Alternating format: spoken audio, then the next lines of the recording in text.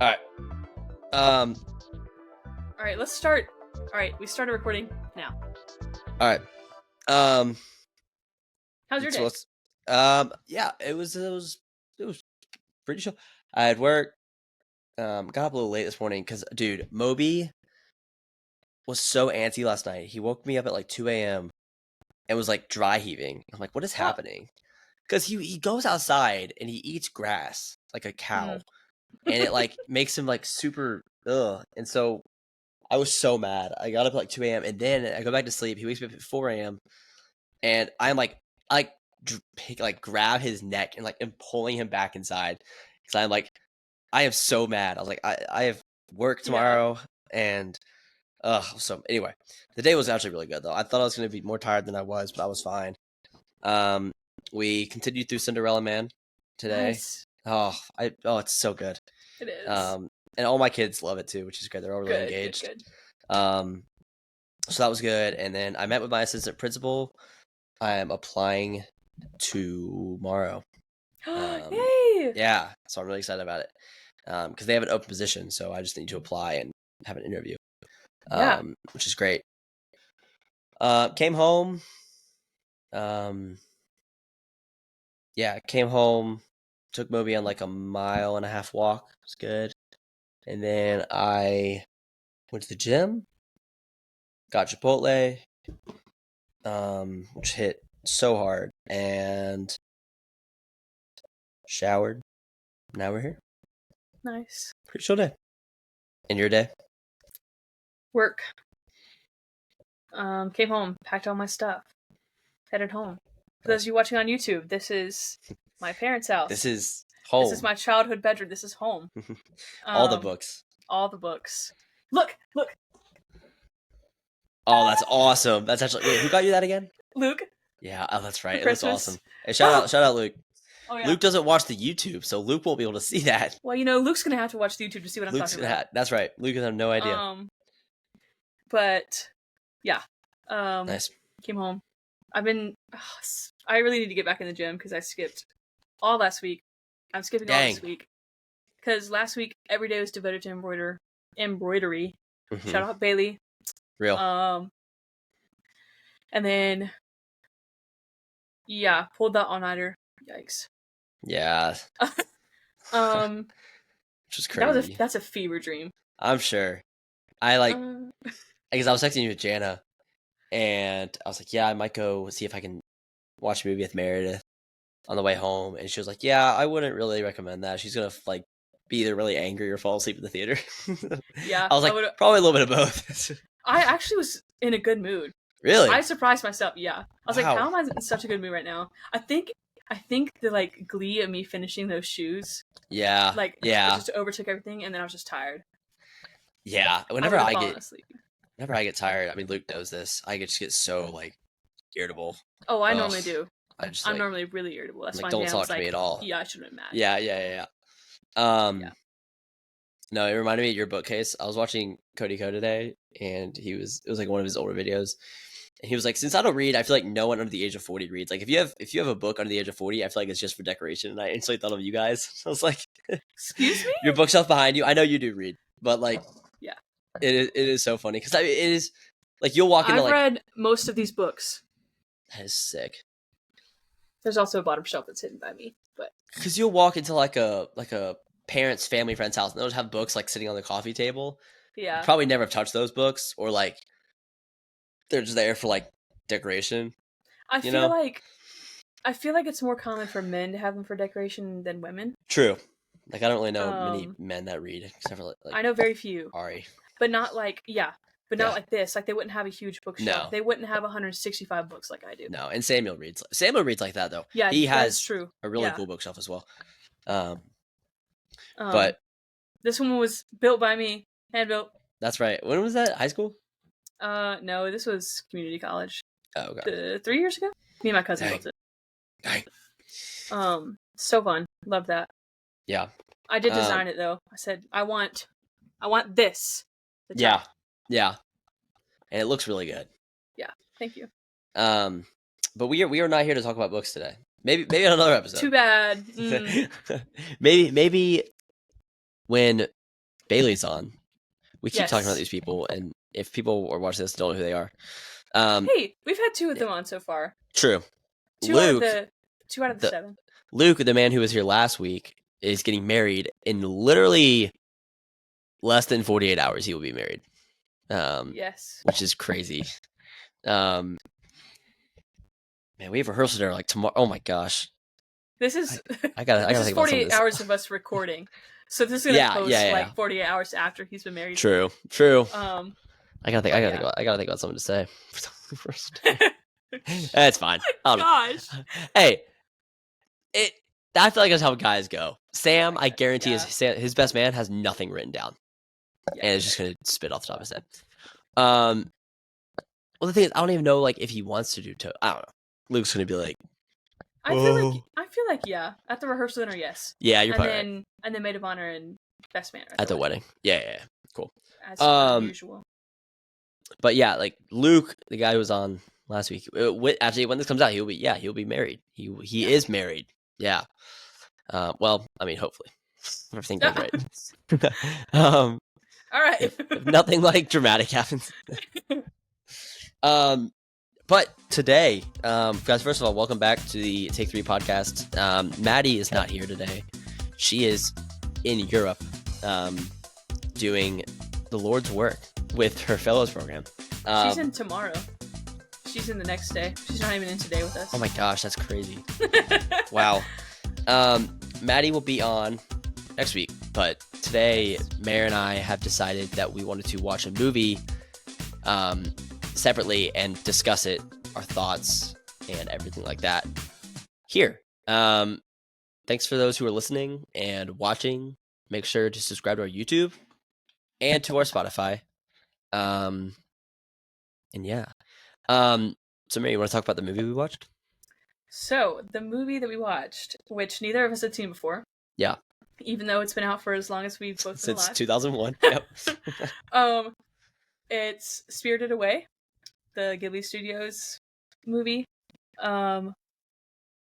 I had always been wanting to watch it for a few years now. Ever since I watched Howl's Moving Castle. And I only watched Howl's Moving Castle because of the soundtrack, which I think I told you. Yeah. Then I ended up liking it. Okay. I would say, didn't your letterbox, did you get like a 3? 3 or 3.5. Okay. Which means I enjoyed it. I mean, it's sure. Yeah. No. I just But yeah. I honestly would have to rewatch it again and see, because it's been a couple years since I watched it. I think if I watched it again, I would probably give it either a half star more, or a 4 stars. Yeah. But because the soundtrack is phenomenal. Yeah. I think the reason I gave it 3 stars is because it was the first like Ghibli Studios movie that I had like really sat on and seen. I'd watched Ponyo years and years ago, but I remember nothing about Ponyo either. Mm-hmm. That one is also really good from what I remember. I need to rewatch it. I mean, most of his films, Hayao Miyazaki is like, he is. Yeah. I mean, he's like world renowned, known as one of the better animators, directors ever. And I mean, this was my. I'll talk about this more. But this was my first ever Hayao Miyazaki film. It's really surprising. I'm surprised I've never seen any of them. We have friends who love these movies. Like Josh Hickey, for example, loves these movies. He watches. I think he's watched like all of his. Probably. Yeah, and so I was really. When I looked on Mare's watch list to like see what we could watch, I saw that I'm like, I think this is the perfect opportunity to talk about a movie that a lot of people have seen that we haven't, to give our thoughts on. And you mentioned the soundtrack, and just like an initial, like, I thought the soundtrack was so good in this one too. Yeah. It was beautiful. I did too, yeah. Especially at the end. Holy crap, we'll talk about that in a second. But, well, yeah, so we, like Mary said, we're talking about Spirited Away. It came out in, I believe, 2001. Yes, 2001. Directed by Hayao Miyazaki. And this is one thing that Mary and I did separately. I watched the sub version. Meredith watched the dub version. Mm-hmm. And we can probably talk about it a little bit more, but I could definitely talk about it. So you know what? Let's do it. Let's talk about it. All right. Why do you like watching the dub version better? For the first time watch, I like watching dub because I can pay attention to the beauty of the movie instead, Sure. because otherwise I'm focused at the bottom of the screen reading subtitles. But you like subtitles though, don't you? I don't mind. I'm indifferent. I forgot Jana about is that, the one yeah. who's always like, I need subtitles. Yeah. I don't really care. Yeah. Unless I just cannot understand them. A lot of times, like British movies or like French movies, yeah. Yeah. Some British movies, usually it's like the British gangster movies or something. They've got strong accents and they're talking way too fast or they mumble and I'm like, I don't know what you're saying. I watched See How They Run not too long ago. Yeah. The one with what's his name? The guy you love so much. Sam Rockwell? Yeah, Sam Rockwell and Saoirse Ronan and a bunch of others. But that was one of those where it's like I need subtitles because I mean their British accents were so deep. Yeah. But I liked the dub version because I can actually focus on the movie rather than having to read it. Yeah. I wouldn't be opposed to watching the sub version later. Yeah. Some other time when I rewatch it. But the dub version, just like Howl's Moving Castle, had some celebrities who I was like, oh my gosh, this is him. Yeah. Like I recognized her voice watching it. So Chihiro, the main little girl, she's voiced by the voice actress that does Lilo and Stitch. That's cool. Recognized that immediately. I was like, I know who that is. Yeah. And then another main girl in the movie is voiced by the girl who voices Meg in Hercules. You'd recognize her voice in a second too. Yeah. She's got such a unique voice and I love it. And then there were some other people who they're not huge actors, but I recognize her voice and I've heard them in other things. Right. That one that you said, I forgot which one you said. Oh yes, the Haku. He's voiced by the guy who voices Max Goof in the Goofy movies. Oh yeah, that's crazy. Max Goof is a childhood crush of mine. Yeah. So that was fantastic. There's also the guy who voices Jumba in Lilo and Stitch is hang on, I'm going to pull up the name because I can't remember. Very good. Is Kamaji. Oh, the long arm guy? Yes. Yeah. Who does he steams the water, he's the water, whatever. Yeah. Yeah. That's Jumba. Yeah, apparently. Interesting. I guess there must be like a I didn't recognize his voice as Jumba, but I was like, that sounds familiar. And then I saw it. But he voices like a ton of stuff like from childhood, like animated movies. Stuff really? I grew up on. Okay, he might be in more of his movies. Probably. That makes sense. I think I was so scared to do the dub version because I watched recently not recently, I guess, but Godzilla -1, and I feel like in live action movies, dub version is not good because it's like they are clearly saying something, but the words that in English are not lining up to what they're saying. That really bugs me a lot. And so when I was watching like Godzilla -1, I loved watching the sub version. But I noticed when I was watching this, I was like, okay, maybe I can understand where Mary's coming from because it's like their mouths are just kind of like they're just moving. Yeah, they're just moving. Yeah. And it's like, okay, I can get behind this. I think they do it that way because they know they're going to dub it. Sure.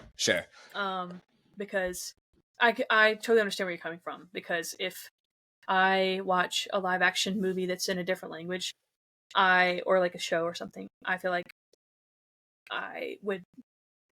It really just depends on what it is. Yes. If I want to do dub or sub, because and like how invested I am. Like if I'm actually like watching it, then yeah. But if I'm like distracted by something else, if I'm multitasking. Yeah. Like I watched this show called Maxton Hall. Uh-huh. You don't know what that is. No, I don't. Some people might. It's a teenage girl show. But season 2 is about to come out. It's German show. So obviously they speak German. But they have a dub version, or like they have a dub that goes over it. And there were times where I was like, all right, this is really bothering me that their mouths aren't lining up. Right. But I also didn't feel like reading. Fair.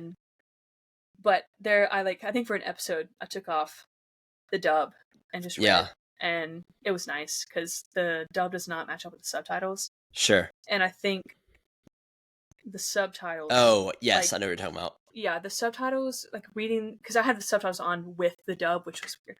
Yeah. And the subtitles just sounded better, like the way it was written. Yes. Because sometimes the English dub, I'm like, in Japanese don't line up. Well, because the language they don't line up. No. The grammar Well, wise, I don't know. Yeah.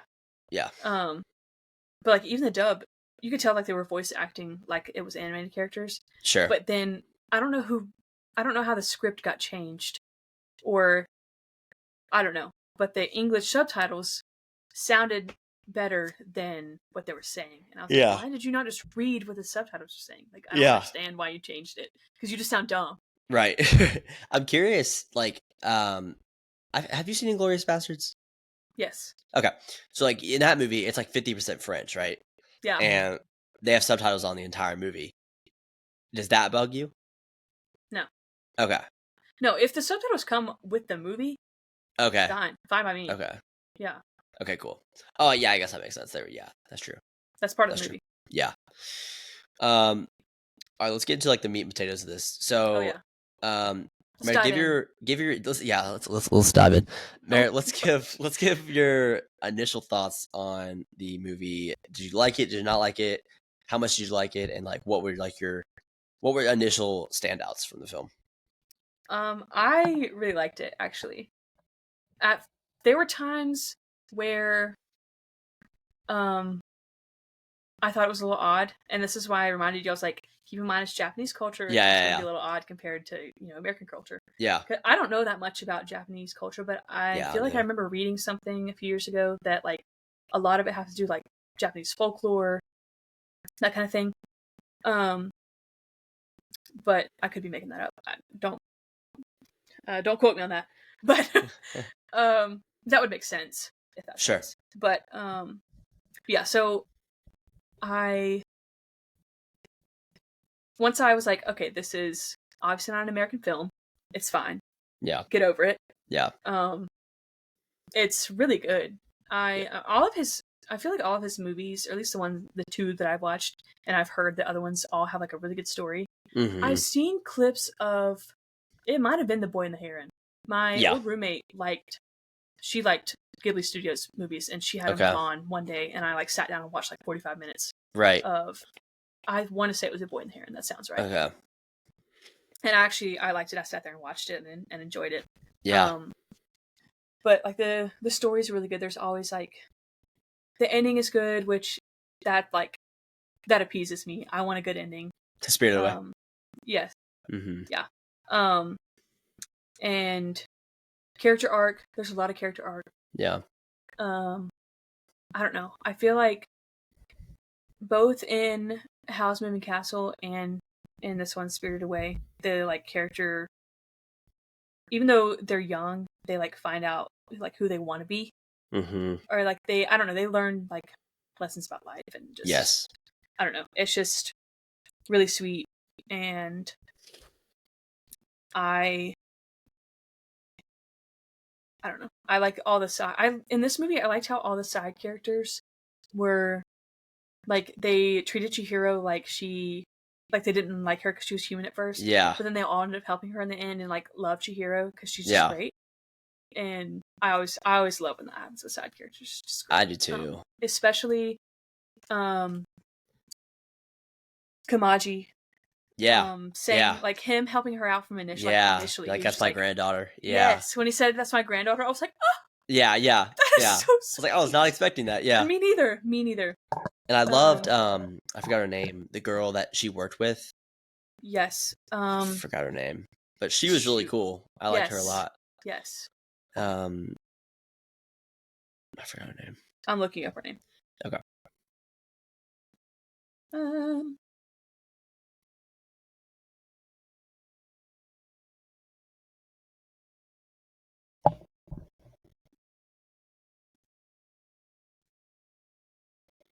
Wasn't Yuko, was it? That's not it. I believe so. That's right. We don't figure that name. Yeah.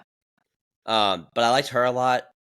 And yeah, I totally agree. I'll give my thoughts. Like, I thought it was really great. I was pleasantly surprised by how much I enjoyed it. And I think like what you were saying, I loved like every character. I felt like when I was like when I got off the movie, there were so many characters that I liked in this movie. And I know it bugs us both when there's like when the movie's like makes you hate every character, and it's like cool, this wasn't enjoyable at all because I can't relate or like any of these characters. Yeah. But in this movie, like Chihiro, Haku's great. Lynn. Her name's Lynn. Oh right. Oh yes, her. Lynn is great. Yeah. Her mom and dad are really fun. I forgot. The twin sister was really cool. Like I don't know, there's just sisters. Yeah. Zeniba. I love Zeniba. Yeah, like a lot of just big twists that you didn't really see coming. Yes. But initially, one thing I instantly like fell in love with about the movie is I just loved Chihiro's character. Me too. I thought she was so sweet, like super wholesome. Mm-hmm. I thought like the voice actor was like perfect for her role, like exactly what I expected her to sound like. The age she was, it all was like really accurate. I really thought it was great.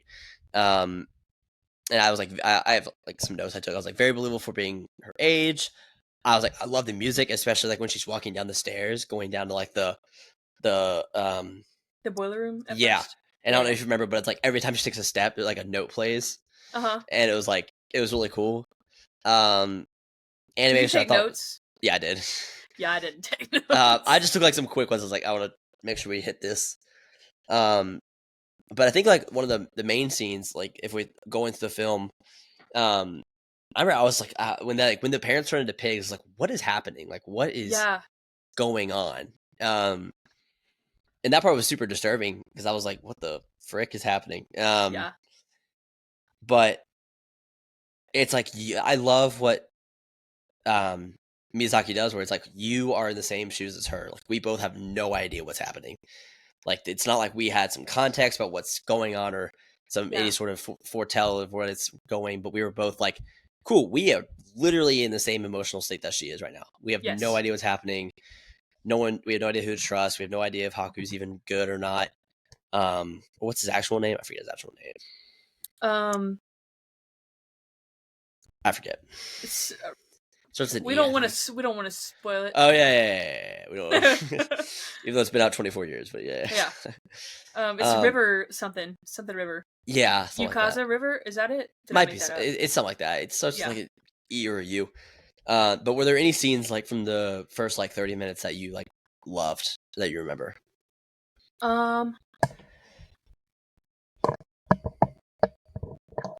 I don't know if this was from the first 30 minutes, but when Haku takes her to see her parents the first time. Yeah, good scene. And then, she like, and I also, like, I don't know, but I thought, I forgot that this is like anime. Yeah. Like, it's an anime thing, but like, they, like scream a lot. Yeah, they do, yeah. Like, she screams at her parents. She's like, yeah. Don't get too fat! Yeah. I can't save you! Yeah. I'll eat you for dinner! Yeah. And then Haku comes and sits with her outside and gives her clothes. And then she pulls out that card and she remembers her real name. Yes. And she's like, "Oh, Chihiro, I can't believe I forgot my name already." Right. And he's like, "Yeah, that's how Yubaba controls you. She takes your name." Yeah. And then she just kind of like sits there and she's not feeling good. But then Haku gives her that food. And he's like, "Here, this will give you back your strength." And she just like sits there and cries, and Haku just sits there with her. I love that scene. Sweet. The rice cake scene. Yes. And like that was it's so real. Sweet. It is, yeah. She's just like, it's so real just eating there. Like she has there no idea what's happening. Yeah. Yeah. That scene was beautiful. Yeah. Yes, I really liked that scene a lot. I was reading some reviews on Letterboxd. I know. I was reading some reviews on Letterboxd where it's like that scene where Chihiro is crying and eating rice cakes, like girl same. Like, yeah. Like, fair enough. I knew. Dang, I meant to go read the reviews. I was like, somebody's gonna write a review about this. Yeah. Because I have sat and cried with food. we've all been there. Comfort food. Yeah. And I'm trying to think about like the first like half of the movie. The no face guy, the he was really weird. I liked how they like that was kind of one of the first characters we're introduced to, like just on the bridge. He's really creepy too. Yeah. And he's just there, and one of those things where, like you kind of remember him in the back of your head. He's like, is he gonna come back at all? Like, yep. And then he slowly becomes more and more present. That was also like, that was a whole plot twist too. the whole What? thing with No Face. Oh Just yeah, him like eating like people. you're kind of You're Yeah. like at first you're like okay, like he's obviously like he's gonna come back, and then Yeah. when Chihiro leaves the door before for him when it's Yeah. raining, you're like, Yeah. oh well, maybe they're good, and then Yeah. he gets the bath tokens for her, Yes. and like I don't, he's just nice to Chihiro. Right. Well then, I don't know what happens to make him flip. I guess being like she says, being in the bathhouse makes him crazy. Yeah. So I guess that started it. Correlates, right? But then as soon as he ate that frog, I was like, oh no. Yeah, I was like, oh no, he's bad. You are not who I thought you were. Yeah, yeah. Because right when he started like spawning gold, I was like, yeah, there's some trick to this. Like, there's some catch here. At first, I thought maybe he just like picked up the gold from the river spirit. Yeah, that yeah, had dropped yeah. or whatever. I was like, oh, like he's just like giving back what he picked up. And then he kept producing it, and I was like, oh, something's up. Yeah, yeah. Because it ends up being real gold, right? Yeah, it's just dirt. Yeah, it's just dirt. Yeah. But No Face got a character arc too. Like it was like he did a roller coaster. But he got to the end, and you're just like, oh, yeah, like that was sweet. I loved that. I totally agree. I think my favorite scene in the movie was definitely the dragon scene when they're flying on the dragon. Yeah. That scene, oh my gosh, was like stunning. I remember I was like sitting there like my mouth was open that entire scene. I was like, this looks incredible. The music's so good, and it just looks it looks so good. You're talking about the end one when she's on Horseback? Where they're riding back to the place. That was a that really scene, beautiful scene. On my notes, I'm like, dragon scene was peak. That's all I have. Because it was so good. But yeah, any other like positive things you want to get to before like talking about some things we maybe like critiqued a little bit? Like any other characters or like scenes or overall? I'm trying to think too. I don't think so. I just really, that last scene, actually, I guess not technically the last scene, the whole like journey of on the train, and on the train, that train scene was great too. Train scene with No Face, and even like the little baby and the crow, like they I did not expect to like that baby whatsoever. I know, I didn't either. Loved it. Yeah. And then I thought it was so cute, this little hamster gerbil or whatever it was. Yeah, it was like a mouse. So cute. Yeah.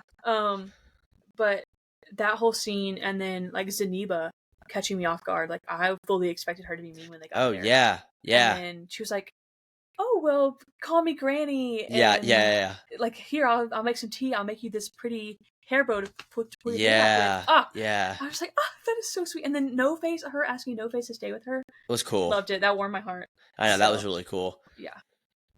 No, I that was really great. So we're talking about the fly and the mouse thing, their whole thing with the baby. Yeah. Like I thought it was sweet that the baby like turned into the mouse and like became really sweet, but like they like introduced the baby to be like, I mean, they like for me, one thing that felt kind of rushed was like introducing the twin sister, the baby, the blocks being into the baby being transformed. And then like what was changed into the mouse? I don't remember. And the fly, was the fly just there? It was that crow that had Yubaba's head. Yeah, that was it. And it just felt like in my notes it's like I was like the fly and the mouse becoming side characters late into the movie and then developing really quickly. Not really my type of thing. I was like, that's like one of my only critiques. And then like the plot twist with like her having a twin, really cool. But I wish they had done that a little bit earlier in the film to kind of give us a little bit more context of like, okay, because I was kind of like, what's happening? Like what? And then like another thing, they could have, but I didn't know they gave explanation on Haku being a dragon.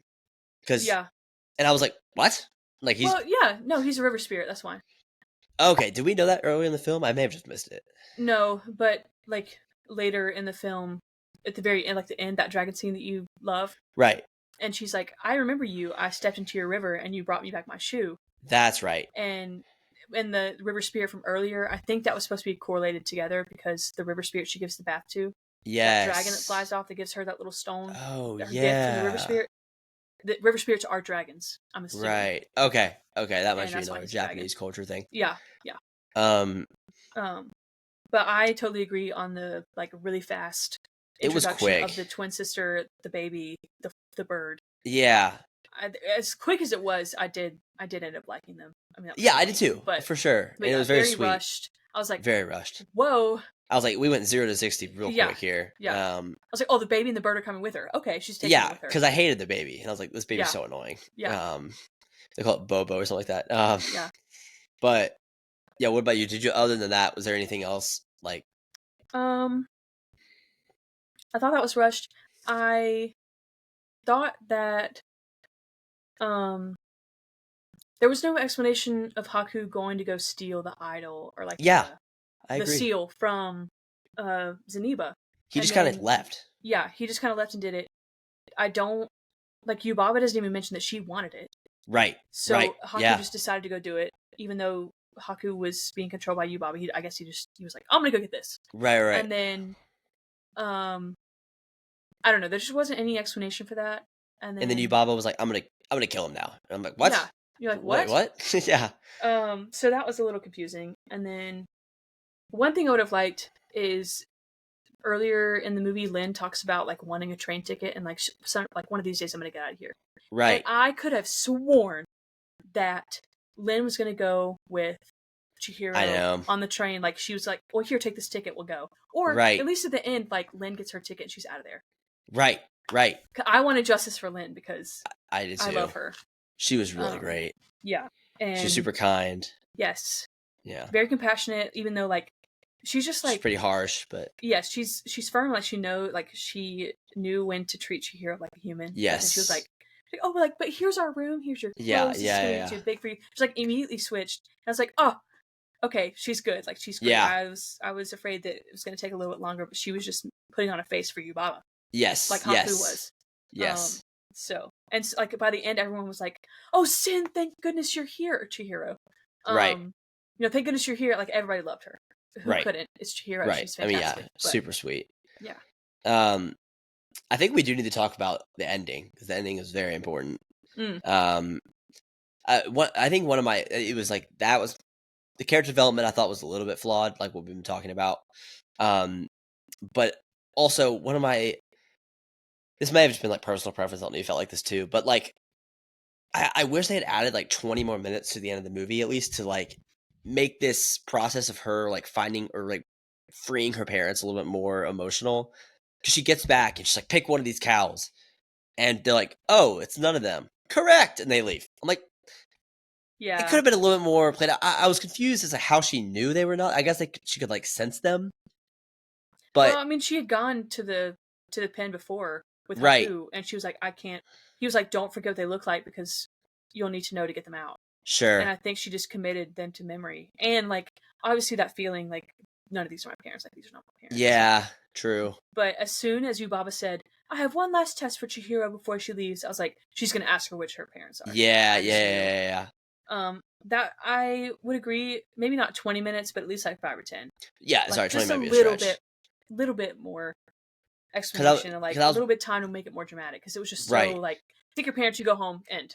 Right. I'm like, oh, okay.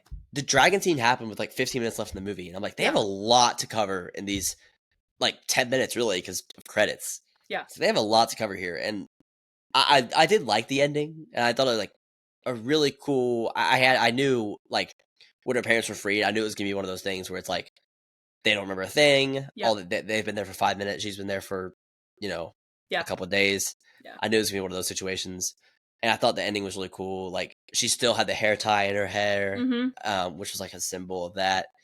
So I liked the ending. I was a little confused, and I think we should talk about where it's like, so she knew Haku before, like they've met prior to this? She was a little girl, and I guess they were at this river, and her shoe fell off into the river. Well, she had climbed in to get it or something, but she got swept up in the current. Well, then Haku, or the river, brought her and her shoe to shore, saved her and her shoe. And I don't know, I think she like remembered the feeling of Haku or something, just like that connection sense. Yeah, that connection. Yeah. And then at the beginning, like Haku says, he knows Chihiro's name. The very Yeah. beginning. She's like, how do you know my name? He's True. like, I've known you for a very long time. Yes. Yeah. And that's because he remembered, like, somehow. He was like, and he said it at the scene when he gives her rice cakes. He was like, they were talking about the names, and he was like, I've tried my hardest to remember my name, but I can't. But for some reason, I remember yours. Yeah. And yeah, so he's known her since then. They've remembered each other. It took her a minute to realize who he was. Yes. Okay, that makes sense.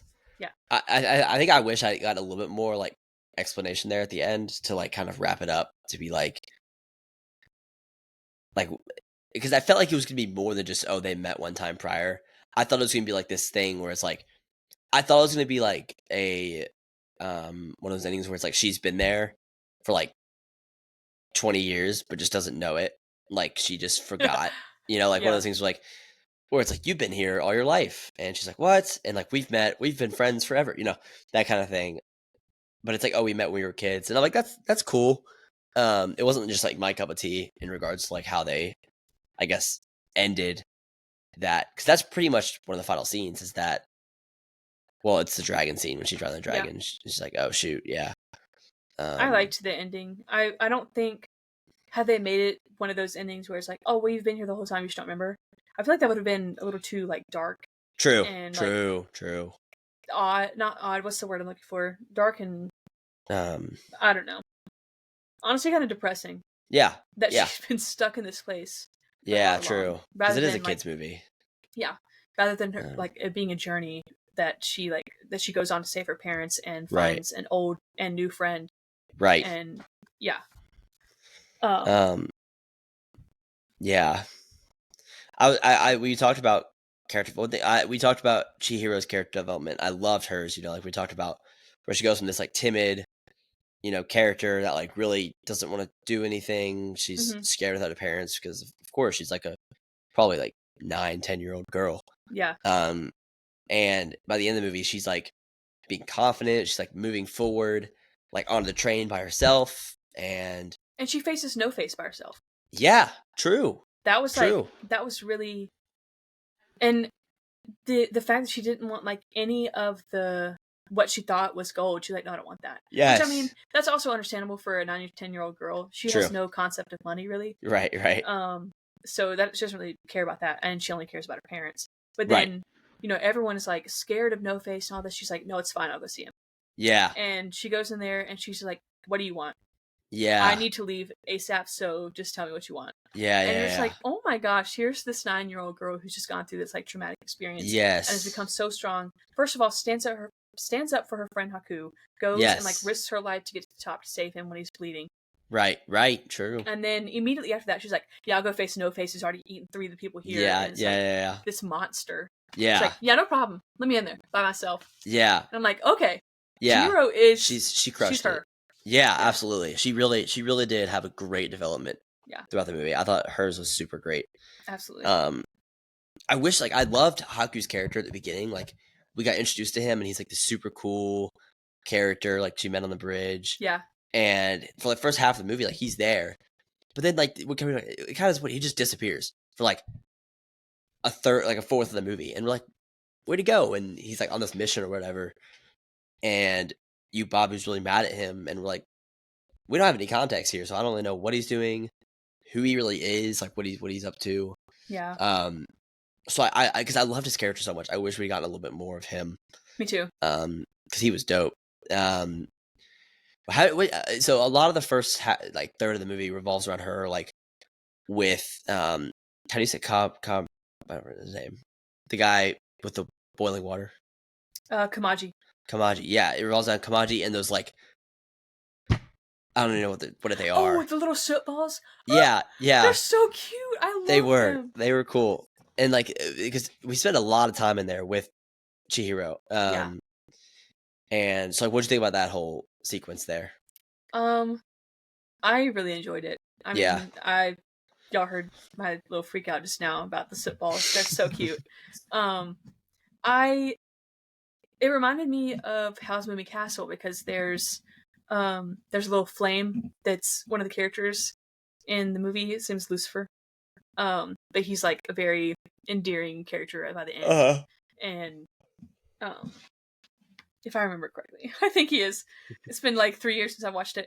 But I don't know. I just thought that was a neat character. But then you have all these little like these soapballs who are taking coal to heat up the water. Yeah. And then she like I don't know. It's just so cute how she helped them out, and they're all like, "Please carry Yeah. mine." I don't know. Yeah. It's so cute. And then they keep her shoes for her. That was super sweet. So sweet. That was such a good scene. She's like, my shoes are gone. And that's like, another thing that I love about the Ghibli Studios movies. Yeah. I feel like they all have sweet moments like that. They're just like unexpected, but like I don't know, everything feels heartfelt, and I love it. There's no like, and yes, these are kids' movies too, but I don't know, like it's different than an American film. Like, even the ones we grew up on, there's sarcasm, there's jokes, and all this, but then everything about this movie is so heartfelt. Like it's all so sweet. There's no sarcasm. There's no jokes. It's like, I love Haku and I'm going to do these things for him, and I'm going to I strive to do the right thing because that's what I want to do. Right. All this. It's just, I love it.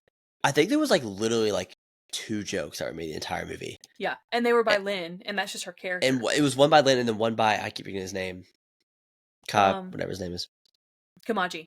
Yeah, him too. He made a funny one, and I kind of chuckled like twice at the whole movie, and I was like, "You're right." Like, think about like the movies like Tangled is so funny in so many ways, and like, I mean, every animated Disney movie, like Encanto and even like Lion King, like a lot of these movies have humor. Yeah. But and not that this one wasn't humorous, but it was a different kind.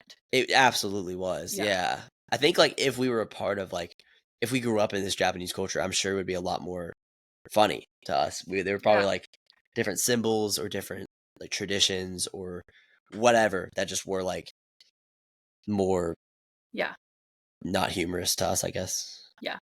I understand what you're saying. It would just be more, I'm sure like the humor is more targeted towards Japanese people. Right. Just like Disney and like all these American movies are more targeted towards it's just Americans. different. I mean, like we have like our humor here is very like, it's gonna sound rough or like it's gonna like I don't want to say tear each other down, but you know what I mean. Like it's at each other's expense, but like it's sarcasm based, yeah, and they include that in Disney movies, and very like, I don't know. I think it's very much American culture to like push feelings down. Yeah, and they don't do that in this movie. It's very like Chihiro wears her heart on her sleeve. Yeah, she does. It's very obvious that she loves Haku, and like everyone else wears their heart on the sleeve, for the most part. Right. I don't know. They're much more open with their emotions than your typical Americans. I think that also just goes back to Japanese culture, where Japanese culture is much more of like a stoic, very religious, very like, like wise society that is much more like condensed to less humor. I think like just in general, whether it's like their society in general, the government that they whatever. Like here in America, it's like we are not at all as American citizens all under the same boat of at all religion, even customs or culture. That's what I'm looking for. Like Japanese culture is very stoic, very to the core, reserved. Very. It's a great word. Very reserved. Yeah. And so I think this film does that as well, where it's like they're not looking for comedy here. Yeah. And if American movie was made like this, like I think like in a way, like obviously it's different stories, every way, but like I think Tangled could be like the American version of this, where it's like there's a lot of heartfelt, there's a lot of emotion, but there's also it's really funny because that's what attracts American audiences. And I don't think humor really attracts Japanese audiences. I mean, there's most Japanese films are not funny. They're much more like emotional in like a reserved type way. Even in like Godzilla -1, like that movie, I think that's Korean, but it's the same idea where it's like there's very little humor in that movie. And I think of like a big monster movie like that, like Transformers or like another movie like that where it's like, yeah, it's probably gonna be made into a comedy, or like Pixels, you know, like something like that, where it's like we make it a comedy to attract audiences, and I don't think that's part of Japanese culture. Yeah, I would agree. But at least like it's not their number one goal. Yeah, when it is for Americans, I feel like. Right. Yeah. Well, cool. Anything else you want to talk about it?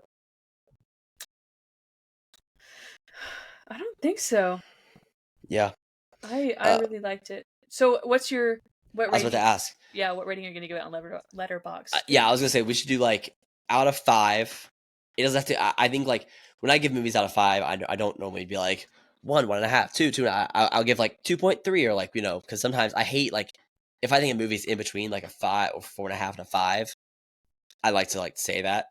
And I'm thinking I think it's like really close to a 4 for me. I think it's like a 3.8 or 3.9. I would probably say 3.9 out of 5. Like, so beautiful. I really enjoyed it. There was a couple of things where I'm like, man, I wish this was done a little bit better for my personal taste. And this has like a huge, I mean, the average rating on this movie, I think it's like a 4.4 on Letterboxd. Like, it's crazy, crazy high. Yeah, I was looking at it right before we got on. I was like, dang, like, did I just misinterpret this? Like, is this, are my concerns like really that, you know, up to par to what everyone else thinks? Mm-hmm. But I think I'm sticking with my gut, and I think it's like I did really enjoy it. I really like my last note on here is like, other than like some character development issues and some questions about the plot, really great and a really sweet film. So I was like, I think 3.9 is where I'm at. But I think a lot of these movies where it's same with like Wes Anderson's, a lot of his animation movies like Isle of Dogs, where it's like these are definitely comfort movies for sure. Like I would love to just put this on while I'm doing something else and like and thoroughly enjoy my time having it on. Yeah. For sure. So I'm gonna say a 3.9. That's what I'll say. I think I'm sitting right around of like a 4.2. Okay, nice. So 4.2, 4.3. I really enjoyed it. Yeah. I don't think the stuff that you mentioned that you didn't love, that didn't really bother me. Fair. I understand. Yeah. I totally understand where you're coming from. Yeah. It's also a kids movie, and it was already 2 hours long.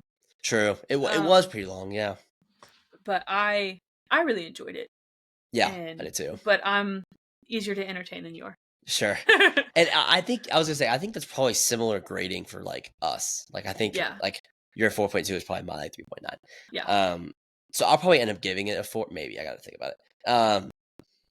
But yeah, guys, that's our analysis of Spirited Away, 2001. If you haven't seen it, film. You should watch it. Even though we basically just gave you the whole story, yes, you should watch it. It's really good, regardless. Our analysis does not do it justice. It does not, because you can't see the beauty of the movie, even though we talked about how beautiful it was. Yes, you need to go watch it for yourself. Yes, that's what I was about to say. Like, watch this movie for yourself and then form your own opinion. Our opinions are not objective as much as we like to think they are. So yeah, Josh. Hey.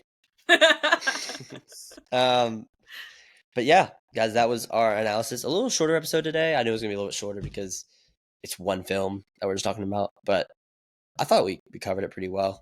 Yeah. We knew this was going to be a shorter episode. There's only 2 of us, and we're talking about one movie. So, well, before we end this episode, we have a debate that we've been discussing with our friends, and I wanted to bring it up, whether Josh wanted me to or not. So, we want to know how you pronounce GIF or GIF. GIF. Those images you send to your peers, the ones that have like moving images. I think they're pronounced GIF. And I think they're pronounced GIF. And we would love to know your opinions. Our friend group is leaning more towards, I think, GIF. But good. The only opinions that matter are me and Lix. So looks like we are in the lead right now. But yeah, let us know. Comment either in the Spotify comment section or the YouTube comment section. Social media is also coming soon. Maddie is going to be working on that, I believe, next week. So we will announce that probably next week. And Maddie will get it all figured out. But until next time, guys, this has been the Take 3 podcast. Thank you for listening, watching, viewing, and subscribing. We'll be back next week with one of those ideas. We actually have an idea this time instead of like, who knows? But yeah. Bye, guys.